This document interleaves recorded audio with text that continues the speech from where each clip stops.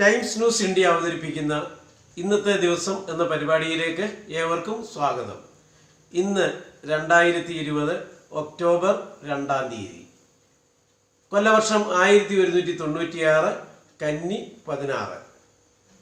ഇന്ന് ഗാന്ധി ജയന്തി ദിനമാണ്.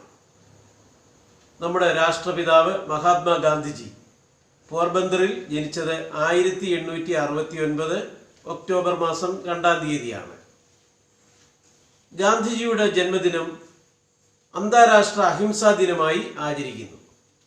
അഹിംസയിലൂടെയും സത്യാഗ്രഹം എന്ന സമരപരിപാടിയിലൂടെയും ഇന്ത്യയെ നയിച്ച ഗാന്ധിജിയോടുള്ള ആദരസൂചകമായി 2007 ജൂൺ 15 സമ്മേളിച്ച ഐക്യരാഷ്ട്ര സംഘടനയുടെ പൊതുസഭയുടെ ആഹ്വാനപ്രകാരമാണ് അന്താരാഷ്ട്ര അഹിംസാ ദിനമായി ഇന്ന് ആചരിക്കുന്നത്.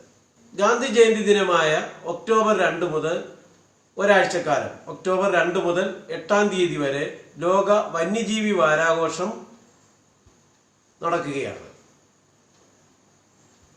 ലോക കാർഷിക മൃഗദിനമാണ് ഇന്ന്. World farm animal day. Vasco da ഗാമയും കൂട്ടരും കോഴിക്കോടിനടുത്തുള്ള പന്തലായനി കടലിൽ വെച്ച് ഹജ്ജ് കർമ്മം കഴിഞ്ഞ് മടങ്ങിയെത്തിയവരുടെ കപ്പൽ ആക്രമിച്ച് അഗ്നിക്കിരയാക്കിയത് 1502 ഒക്ടോബർ മാസം 2 ഇന്ത്യയുടെ രണ്ടാമത്തെ പ്രധാനമന്ത്രിയായിരുന്ന ലാൽ ബഹദൂർ ശാസ്ത്രി ജനിച്ചത് 1904 ഒക്ടോബർ മാസം 2 പ്രസിദ്ധമായ ജയ് ജവാൻ ജയ് കിസാൻ എന്ന മുദ്രാവാക്യം നമുക്ക് സമ്മാനിച്ചത് ലാൽ ബഹദൂർ ശാസ്ത്രിയാണ്.